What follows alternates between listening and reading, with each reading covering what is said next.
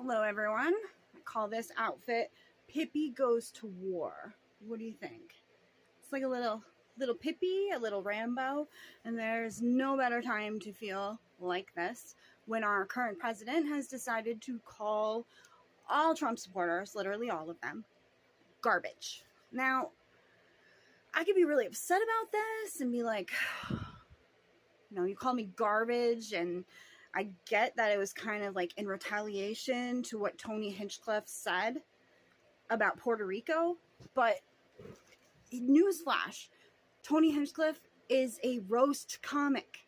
He makes fun of everyone. If you bothered to ever watch Kill Tony, you would see that. You would see that he literally roasts everyone. If you're gay, he roasts you. If you're straight, he roasts you. If you're short, he roasts you. If you're tall, he roasts you. If you're white, he roasts you. If you're black, he roasts you. If you're anything, he'll roast you. Girl, guy, it really doesn't matter. That's the beauty of comedy, is that you can equally pick on everyone if you don't want to piss off everyone. Right? I mean, can I get on him for being a racist when he sometimes will make racist jokes on Kill Tony, when he is launching the careers of so many black and brown, I hate even saying that, of so many minority comedians. And I'm not just talking about race. I'm talking about like disabilities. There are a couple of comics that he's launched who have MS. I don't think that they would have this opportunity if it wasn't for someone like Kill Tony. He doesn't care what color you are. He doesn't care what sex you are. He doesn't care really how old you are, though he will roast you for that, for sure. There was like a hippie chick that was on, and he roasted her good about like how old she was and how she was dressed, and I thought it was funny because I kind of dressed like that too, so I was watching it and going, oh my goodness, is that what I would look like up there? I probably wouldn't be in my best hippie gear, like my overalls and crop tops. If I was going to be on Kill Tony, you throw your name in there and you get 1 minute.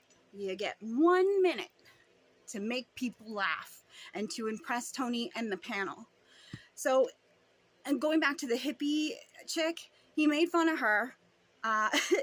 But one of the people at the panel invited her to come back and do another set. And that is giving her an opportunity she never would have had otherwise. And that's all thanks to Kill Tony. And if you really, really want to go further back, prior to this, I don't know if 8-10 years, the reason why Kill Tony has what he has is because of Joe Rogan. It all